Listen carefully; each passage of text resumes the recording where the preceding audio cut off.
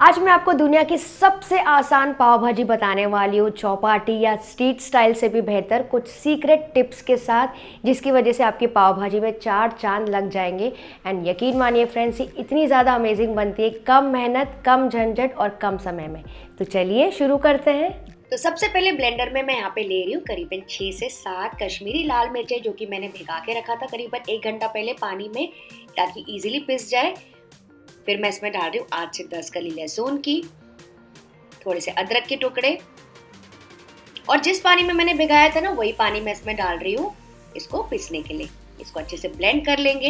ये देखिए कितनी बढ़िया, झटपट, एकदम इंस्टेंट, फटाफट, कम मेहनत वाली हमारी लहसुन चटनी तैयार हो गई है। इसको आप पूड़ी पराठा के साथ भी इंजॉय कर सकते हैं, लेकिन इसका जो है ना बहुत काम है आगे इस भाजी में, तो वीडियो देखते रहिए, मैं आपको आगे बताती हूँ। इसको साइड में हमने रख दिया। नेक्स्ट एक प्रेशर कुकर में गरम करूंगी 2 टीस्पून तेल, साथ ही हम डालेंगे मक्खन। फिर मैं डाल रही हूँ 1 टीस्पून जीरा। जैसे फ्राई हो जाएगा, इसमें मैं डाल रही हूँ 1 प्याज ऐसे बारीक कटा हुआ,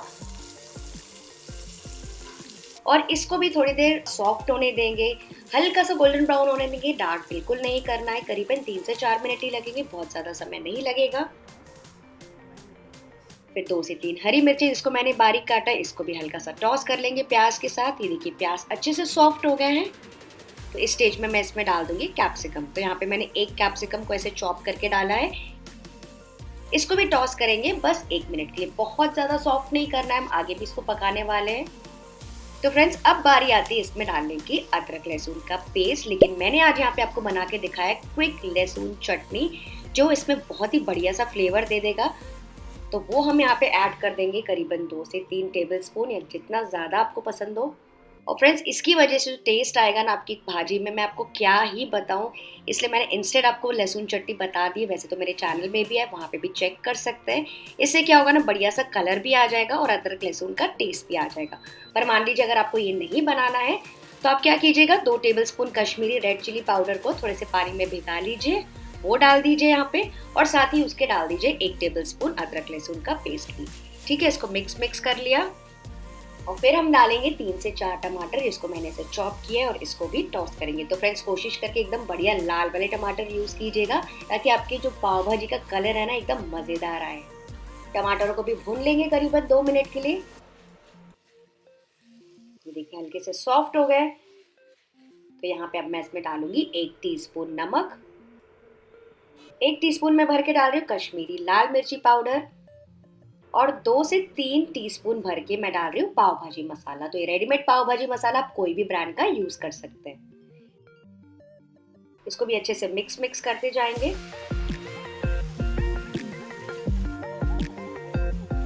तो देखिए मसाले एकदम अच्छे से भून गए हैं बेस के साथ। तो अब बारी आती है इसमें वेजिटेबल्स डालने की। तो यहाँ पे मैं डाल रही हूँ 1 गाजर ऐसे कटा हुआ। तो फ्रेंड्स, मैं यहाँ पे लाल वाली गाजर यूज करी, क्योंकि सीजन में भी है, सस्ती भी मिल रही है, और इससे कलर भी अच्छा आ जाएगा आपकी भाजी का। फिर मैं डाल रही हूँ 8 से 10 टुकड़े फूल गोभी के, 2 आलू ऐसे टुकड़ों में कटा हुआ, ये कच्चे आलू हैं, और मैं डाल रही हूँ ये देखिए 1 बीटरूट, जिसको मैंने से पीसेस में काटा है। इससे क्या होगा, एकदम बढ़िया सा कलर आ जाए। मान लीजिए कोई कसर रह भी गई ना टमाटरों और गाजरों में, तो बीटरूट से आपकी जो भाजी का कलर है एकदम वाइब्रेंट और परफेक्ट रेड बनेगा। साथ ही मैं डाल रही हूँ आधा कप मटर। तो ये मेरे फ्रेश मटर है, अगर आप चाहें तो फ्रोजन भी यूज कर सकते हैं। और फिर से इसको अब भूनेंगे करीबन 2 से 3 मिनट के लिए, ताकि वो बेस के साथ अच्छे से भुन जाए और उसमें बढ़िया सा बटर और तेल का फ्लेवर आ जाए। क्योंकि हम क्या कर रहे हैं ना, क्विक पाव भाजी बना रहे हैं प्रेशर कुकर में, इन सारी चीज़ों को सीटी बजा के जल्दी से बन जाएगी।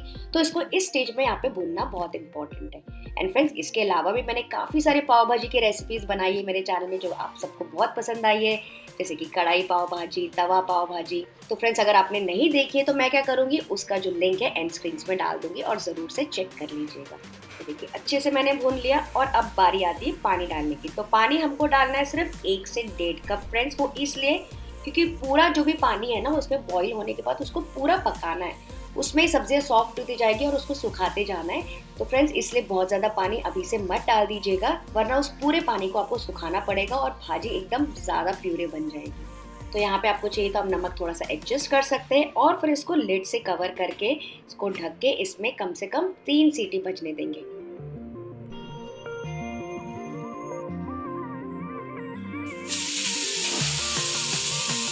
तो 3 सीटी बजने के बाद मैंने पूरा प्रेशर खत्म होने का वेट किया। इसको खोल के चेक करते हैं। ये देखिए कितनी बढ़िया तरीके से सारी वेजिटेबल्स एकदम सॉफ्ट हो गई है। देखिए आपको पास से दिखाती हूँ, हर एक आलू गाजर एकदम बराबर तरीके से पका हुआ है और पूरा बॉईल हो गया है।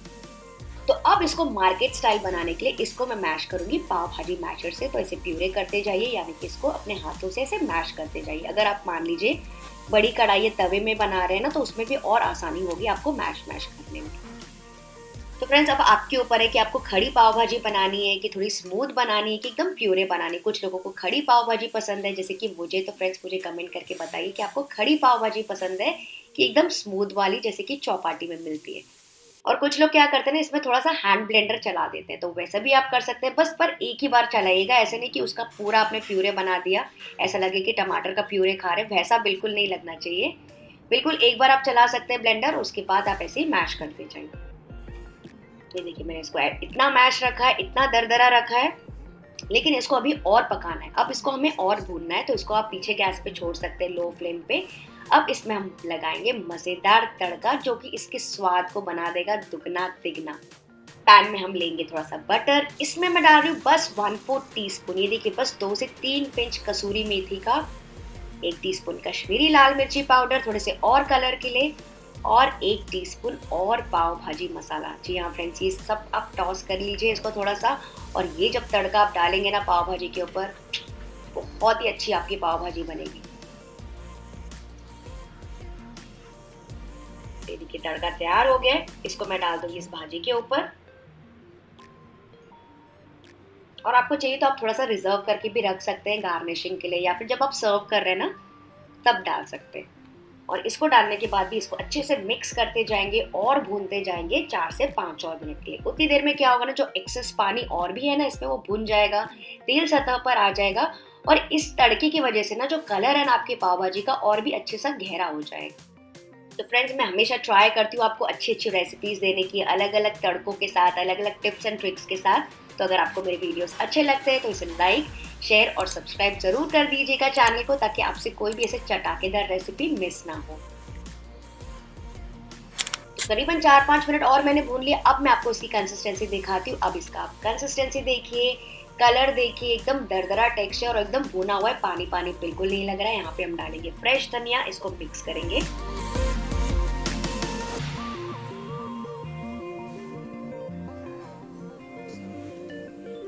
पैन में मैं ले रही हूँ थोड़ा सा मक्खन।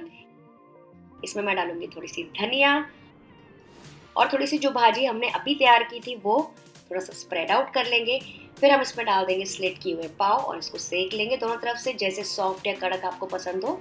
तो नॉर्मली ये सॉफ्ट पाव ही रहती है, बहुत सारे बटर के साथ।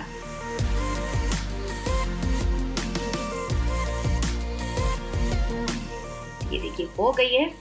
और सर्विंग के लिए मैंने यहाँ पे रखी है पाव भाजी की प्लेट, बिल्कुल वैसे ही जैसे कि चौपाटी में या फिर स्ट्रीट्स में मिलती है। एक मैंने साइड में रखा है कांदा वगैरह और नींबू, हरी मिर्ची, प्याज सब वगैरह। सुपर, आप देख सकते हैं इसका टेक्सचर। और अगर आपने तड़का रिजर्व करके रखा है तो वो तड़का भी इसके ऊपर डाल सकते हैं, और इसको गर्मा गर्म एंजॉय कीजिए सॉफ्ट सॉफ्ट पाव के साथ।